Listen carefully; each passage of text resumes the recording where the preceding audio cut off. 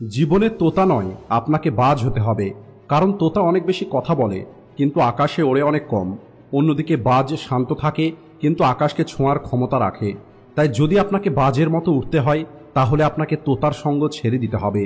আর আপনার লক্ষ্যটা এতটাও দুর্বল হওয়া উচিত নয় যে মানুষের কথা শুনে সেটা ভেঙে যাবে। এই প্রকৃতি সবাইকে হিরে তৈরি করেছে, তাই যত বেশি আপনি নিজেকে ঘষবেন, তত বেশি আপনি চমকে উঠবেন। এটা হলো এই পৃথিবীর নিয়ম। মানুষ আপনাকে সবার সামনে বদনাম করবে, আর যখন আপনি একা থাকবেন তখন আপনাকে সালাম করবে। আপনার জীবনের নেওয়া কিছু সিদ্ধান্ত অনেক কঠিন হবে, আর এই কঠিন সিদ্ধান্তগুলোই একদিন আপনার জীবন পরিবর্তন করে দেবে। লিমিটের মধ্যে কখনোই সফলতা পাওয়া যায় না। সফল হবার জন্য আপনাকে লিমিটের বাইরে যেতে হবে।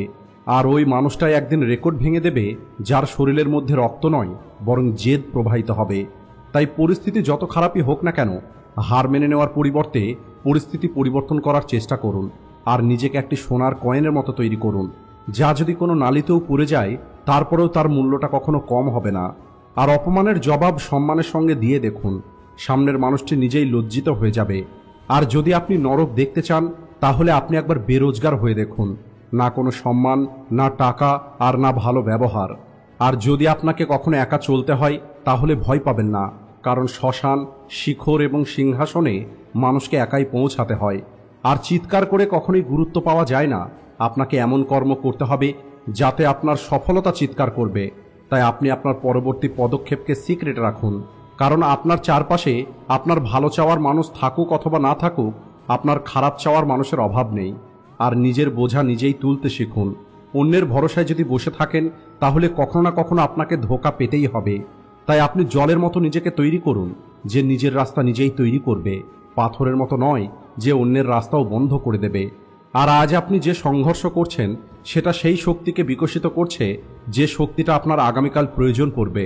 তাই আপনি আপনার যোগ্যতা এতটা বাড়িয়ে তুলুন, যাতে আপনাকে হারানোর জন্য চেষ্টা নয়, বরং ষড়যন্ত্র করতে হয়। মনে রাখবেন, পরিচিতির মাধ্যমে পাওয়া সফলতা অল্প সময়ের জন্য টিকবে, কিন্তু কাজের দ্বারা পাওয়া পরিচিতি সারা জীবন থাকবে। আর বড় সিদ্ধান্ত নেওয়ার সময় ভয় পাওয়াটা ভুল নয়, কিন্তু ভয়ের কারণে কোনো একটি সিদ্ধান্ত না নেওয়া, এটা হলো সবথেকে বড় ভুল। তাই ওই প্রত্যেকটি কাজে আপনি রিস্ক নিন, যে কাজগুলো আপনার স্বপ্ন পূর্ণ করতে সাহায্য করবে। এই জীবন অনেক সুন্দর যদি আপনার সঙ্গের মানুষগুলো ধোঁকাবাজ না হয়। আর যখন সহ্য করার ক্ষমতা শেষ হয়ে যায়, তখন কষ্ট রাগ হয়ে বাইরে বেরিয়ে আসে।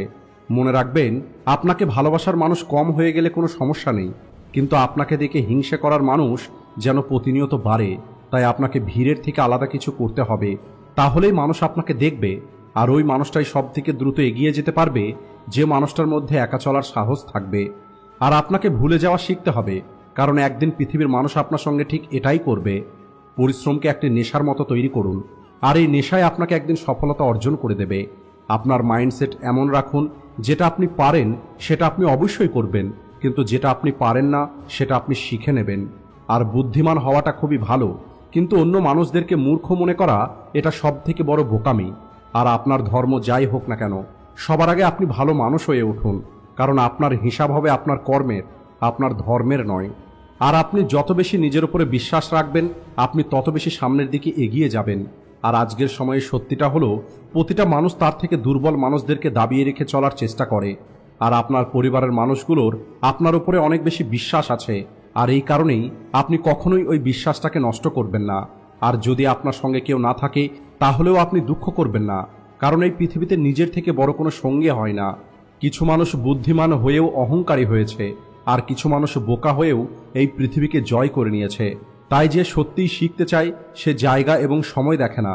আপনার চলে যাওয়া কালটা আপনার ব্রেনে আছে, আর আপনার আগামীকালটা আপনার হাতে আছে।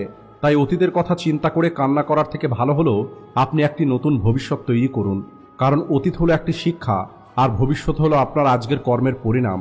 কষ্টকে ভালোবাসতে শিখুন, কারণ জীবনে প্রতিটা লড়াই জেতার জন্য এটারই প্রয়োজন হবে। কেবলমাত্র চিন্তারই পার্থক্য। তা না হলে সমস্যা আপনাকে দুর্বল করার জন্য নয়, বরং মজবুত তৈরি করার জন্য আসে। আপনি কি জানেন সিংহকে জঙ্গলের রাজা কেন বলা হয়? জঙ্গলে অনেক রকমের পশু থাকে, কিন্তু তারপরেও সিংহকে কেন জঙ্গলের রাজা বলা হয়?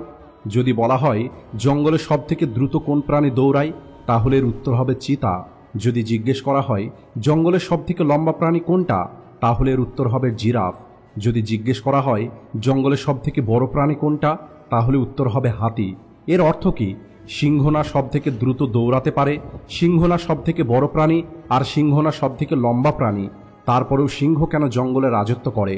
এর কেবলমাত্র একটি কারণ আছে, আর সেটা হলো সিংহের অ্যাটিটিউড। সিংহ নিজেকে জঙ্গলের রাজা হিসেবে দেখে। সিংহকে সম্পূর্ণ জঙ্গলের রাজা তৈরি করে তার অ্যাটিটিউড। যখন একটি হাতি সিংহকে দেখে তখন হাতি ভাবে সিংহ আমাকে শিকার করতে পারে, কিন্তু যখন সিংহ হাতিকে দেখে তখন সিংহের ব্রেনে কেবল একটি কথাই চলে, আমি এই হাতিকে শিকার করতে পারবো। আর এটাই হলো পার্থক্য, আর এই অ্যাটিটিউডের কারণেই সিংহকে জঙ্গলের রাজা বলা হয়।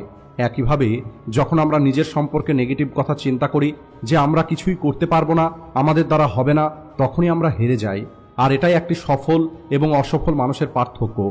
অনেকবার একটি মানুষ অনেক বেশি পরিশ্রম করে, কিন্তু তারপরেও সে তার লক্ষ্য অর্জন করতে পারে না, তখন তার মনে হয় আমি সব কিছু ছেড়ে দিই, কারণ আমার দ্বারা কোনো কিছু করা সম্ভব নয়।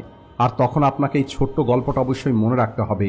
আর এই গল্পটা হলো এমন একটি ছেলের, যে ছেলেটি জন্ম নেবার সঙ্গে সঙ্গে তার বাবা মা কান্না করা শুরু করে যে এই ছেলেটি এই পৃথিবীতে কিভাবে থাকবে। এর কারণ হলো ওই ছেলেটির না হাত আছে আর না পা আছে। এটা হলো একটি সত্যি ঘটনা, এমন একটি মানুষের ঘটনা যার হাত এবং পা একদমই ছিল না। আর যখন ওই বাচ্চাটার সম্পর্কে তার বাবা মাকে ডক্টর বলে, তখন ওই বাচ্চাটির বাবা মা কান্না করা শুরু করে আর বলে আমাদের সন্তান এই পৃথিবীতে হাত পা ছাড়া কিভাবে বেঁচে থাকবে। এরপরে বাচ্চাটির বাবা মা অনেক চিন্তা করার পরে ডক্টরকে ইউথেনেসিয়া অর্থাৎ ইচ্ছামৃত্যু সম্পর্কে বলে যে আমাদের সন্তান এই পৃথিবীতে থাকতে পারবে না, কারণ কোনো রকমের হাত পা ছাড়া এই পৃথিবীতে থাকা ওই বাচ্চার জন্য অনেক কঠিন হবে। এই কথাটা শুনে ডক্টর একটি টিম তৈরি করে, আর ওই বাচ্চাটাকে পুনরায় পরীক্ষা করা হয় আর একটি রিপোর্ট তৈরি করা হয়।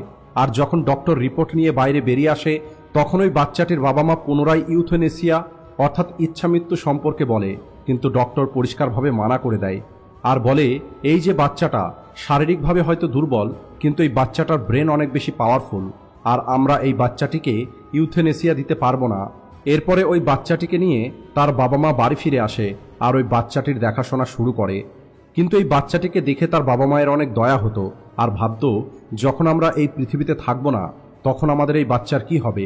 ওই বাচ্চাটা ধীরে ধীরে বড় হতে থাকে, আর যখন ওই বাচ্চাটা জানতে পারে তার বাবা মা তার জন্য ইউথেনেসিয়া চেয়েছিল, তখন ওই ছেলেটি অনেক বেশি দুঃখ পায়।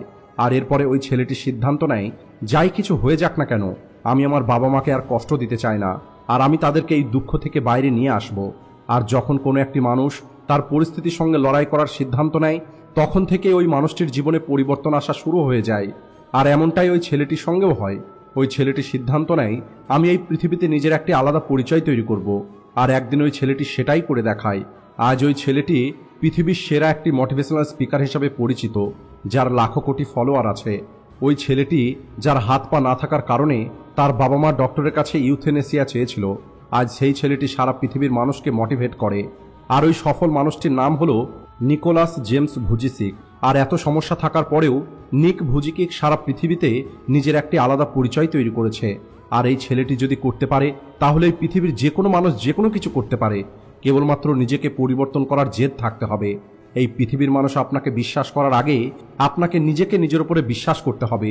আর এই গল্প থেকে আমরা এটাই শিখতে পারি, অনেকবার আমাদের এটা মনে হয় যে আমাদেরকে উপরওয়ালা কিছুই দেয়নি, আমার জীবনটা হলো বেকার, আমি কিছুই করতে পারবো না। আর তখন আমাদের এটা ভাবা উচিত যে অনেক মানুষ ততটাও পায়নি যতটা আমাদেরকে দেওয়া হয়েছে। আমাদের একটি সমস্যা হলো সবসময় আমরা উপরওয়ালার কাছে অভিযোগ করি, যদিও আমাদের উপরওয়ালার কাছে শুকরিয়া আদায় করা দরকার সেই সব কিছুর জন্য যাই কিছু উনি আমাদেরকে দিয়েছেন। আর আমাদের কাছে যেটা নেই সেটা পাওয়ার জন্য আমাদের পরিশ্রম করা দরকার। আজকের ভিডিওটি এই পর্যন্তই। ভিডিও ভালো লাগলে ভিডিওটিকে লাইক ও শেয়ার করতে ভুলবেন না। Thanks for watching.